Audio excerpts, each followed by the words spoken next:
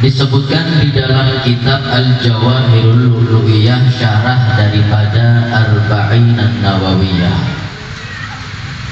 Sayyiduna Luqmanul Hakim rahimahullah ta'ala rahmatal abrar.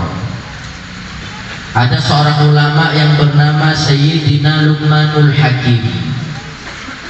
Beliau mengatakan, inna iblisa wa junudahu la yafrahu bi syai'in ka farhihim bi talatatin.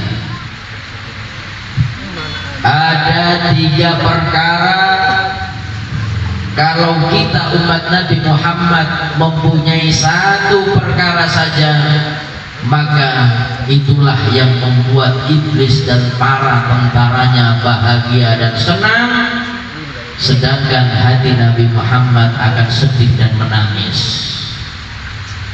Mudah-mudahan kita dijauhkan dari 3 perkara ini. Yang pertama, iblis paling bahagia. Iblis itu akan bangga, akan senang kalau ada dan mereka melihat musliman mata su'al khotimah. Iblis itu paling senang kalau ada umat Nabi di antara kita matinya su'ul khotimah. Mudah-mudahan yang hati husnul khotimah. Amin. Maka daripada itu jangan merasa aman dari tipu daya setan. Setan terus akan menggoda kita hamba Allah. Bahkan setan berjanji, bersumpah kepada Allah. Iblis bersumpah, bi'izzatika ya Rabb, demi kemuliaanmu aku bersumpah ya Allah, la abrah uhwi ibadaka madamat arwahu fi ajsadi. Kata iblis, aku sumpah ya Allah, selama roh ada di jasad manusia, aku akan buat mereka jauh darimu ya Allah. Hadirin, jangan merasa aman dari tipu daya setan. Allah Subhanahu wa ta'ala pernah berwasiat kepada Nabi Musa dengan 4 wasiat. Salah satunya kata Allah, ya Musa, hei Musa, madumta la taros syaitana mayyitan fala ta'manna makruhu. Hei Musa, selama engkau belum melihat setan itu jelas-jelas mati, jangan merasa aman dari tipu daya setan. Al-Imam Hasan Al-Basri suatu hari ditamu oleh muridnya. Muridnya ini bertanya, ya Imam, saya mau bertanya, ayana musyaiton. Kata muridnya, wah Imam, saya mau tanya, setan itu pernah tidur atau tidak? Mungkin setan pernah tidur sehari, 1 jam, 2 jam, gak ganggu manusia. Pernah apa tidak? Apa kata Imam Hasan Al-Basri?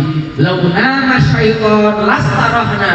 Kalau setan itu pernah tidur 1 jam saja gak ganggu manusia, dijamin manusia ketika ibadah akan nyambung kepada Allah Subhanahu wa ta'ala. Ketika mereka zikir akan ingat kepada Nabi Muhammad SAW. Karena setan itu gak pernah tidur, kata Imam Hasan Al-Basri. Kita selalu digoda ketika ibadah kepada Allah Subhanahu wa ta'ala. Memang betul hadirin, setan itu selalu menggoda kita, khususnya ketika kita ibadah. Contoh gampangnya ketika sholat. Masya Allah, kita ini sholat takbir ihramnya khusyuk, Allahu Akbar. Setelah takbir, ada yang ingin kredit sepeda motor, ada yang ingin cicilan tas. Subhanallah, bahkan barang yang hilang ingin disolat. Saya pernah punya teman, Masya Allah, memang teman ini gak pernah ngaji, gak pernah hadir majelis ilmu, dia orang awam. Saya silaturahmi ke rumahnya, kebetulan sekitar jam 8 pagi. Saya ke rumahnya, kata teman saya, Habib, duduk loh, sampean mau kemana? Saya mau sholat di 2 rakaat. Oh Masya Allah, sholat duha. Bukan sholat duha, sholat duha sudah tadi 4 rakaat. Nah terus sekarang mau sholat apa? Lah iya, saya mau sholat 2 rakaat. Dari subuh tadi saya cari kontak sepeda motor gak ketemu-ketemu. Lah terus biasanya kalau sholat saya ingat. Kata saya, ya Allah, sholat untuk ingat barang yang hilang. Nah, ini hamba kalau sudah dalam sholat ingat yang lain, berarti ini sudah kena tamparannya setan.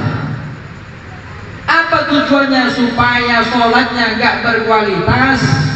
Ketika gak berkualitas, gak ada nilainya di sisi Allah. Misi terakhir setan, gimana caranya kita matinya suul khotimah. Na'udzubillah.